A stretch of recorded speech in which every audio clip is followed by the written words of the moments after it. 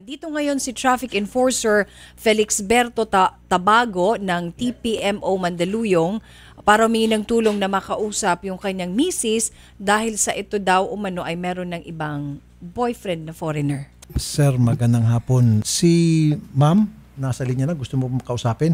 Ma'am Christina Tabago, magandang hapon po. Hello. Dito po si Mr. Tabago. Sir, kausapin mo na. Kamusta ka dyan? Paano naman kami ng mga anak mo? Ano bang desisyon mo? Ako na magtatanong, sir. Miss Christina, totoo daw ho ba na meron ka ng ibang kinakasama? Pinagpalit nyo na ho siya sa isang foreigner?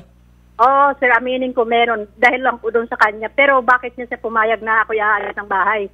Ang sagot niya sa akin, sige, bahala ka sa buhay mo, sarili mo yan. Wala akong sinabing ganyan sa'yo. Ikaw ang nagdesisyon yan. Hindi pa tayo kinakasal, nagdesisyon ka na. Eh, paano ayaw na niya sa'yo? Wala Ipaglalaban kang- mo siya. Pwede po. O, Miss Christina, ipaglalaban ka ro niya, pupunta ka ro niya dyan. Hindi niya ako pwede puntahan doon sa tinitirhan namin. Ano bang kasama niyo? Amerikano? Ano ba? German? French? Amerika. Amerikano? Yes. Oh, may trabaho. Wala naman. Oh, paano kayo mabubuhay kung walang trabaho si Amerikano? Retirement siya. May pension. Opo. Bata pa, may edad na. May edad na, 56. Malakas pa. Pero Miss Christina, pwede ho kayong kasuhan nitong si Felix Berto, pwede kayong makulong pareho. Alam mo yan, kasi hindi pa anal yung inyong kasal. What the score is. Sir Felix Berto, Basta wag mo lang sa akin yung anak ko. Pwede mo silang makita, pero mo silang kukunin sa akin. Ay, hindi ko na kukunin sa'yo yan. Di ba sinabi ko na nga sa'yo noon pa, ibibigay ko na sa yung dalawa mong anak. Promise ko yan sa'yo. Mrs., ano pong mensahe nyo kay Mr.? Sana wag niya babaguhin yung sitwasyon ng buhay niya para sa dalawa niyang anak. Ama, sana magtagumpay ka sa gusto mo sa buhay. Nagdadasal kita. I love you. Dahil lumapit ka sa amin, gusto mo ng pustiso, pwede kita ipapustiso.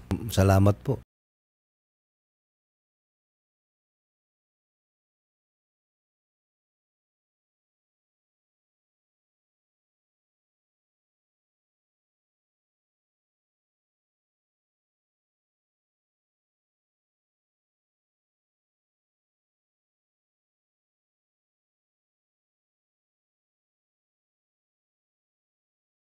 Ngayon po, susukatan natin si Sir Tabago para maiayos po yung ngipin.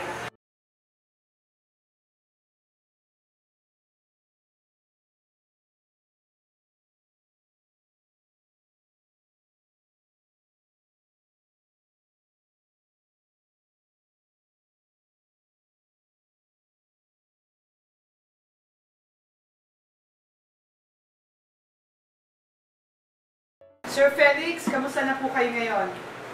Okay lang po. Okay. From totally, wala po kayong ngipin. Ngayon, makakasmile na kayo. At saka mas lalo kayong re-respetuhin.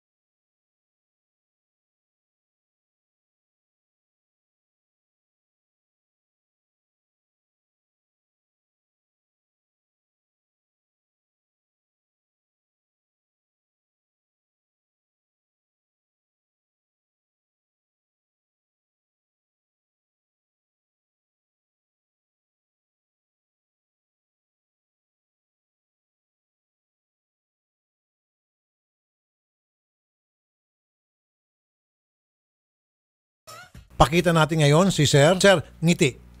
Ayan! Puting-puti yung ngipin ni Sir. Oh, perfect, oh. Oh, parang totoong-totoo Parang yung ngipin niya. yung Parang hindi dentures dangerous, niya, ano? oo. Okay. Balik ka ngayon, yung reporter natin. Hinatid po namin sila sa bahay nila. Pagbukas po ng pintuan, ayun na po sir, isang kama lang po na pang-double, yun na po yung bahay nila. Yung gano'ng kalaki yung kanyang bahay. Yung double bed lang po sir, ganun na po. Yun na po yung space nila, doon na po sila kumakain, doon din po sila natutulog. Tapos yung ceiling po nila, mas matangkad pa po si Kuya Felix. Po, sir. Magkano sweldo ni Sir? Dahil po sa mga nababawas nga po, sa isang buwan po, 1,500 lang po ang naiuuwi niya. Nasaan na ngayon si Mrs.? Sa inupahan po nilang kondo. Nakakondo na ngayon si Mrs.? Opo. Miss Christina, Yes po, sir. sana nakita mo kanina kung paano siya pinalakpakan. Sana nakita mo yung kanyang pagbabago. Baka ma-inlove ka ulit sa kanya. Wala na bang pag-asa, Miss Christina, na magkabalikan ho kayo ni Sir Felix alang-alang po sa inyong dalawang anak? Ayaw ko talaga magkapagbalikan sa kanya. The reason kung bakit mo siya iniwalayan, siguro dahil ayaw mong matikman na yung kahirapan na dinaranas ng iyong pamilya. Nasaan na yung sa hirap sa ginhawa? Siguro pagod ka na sa hirap. Sumama ka sa isang Amerikano na may kaya at pwede kang ilagay sa isang magandang kondo. Gusto mo siguro makatikim ng karangyaan.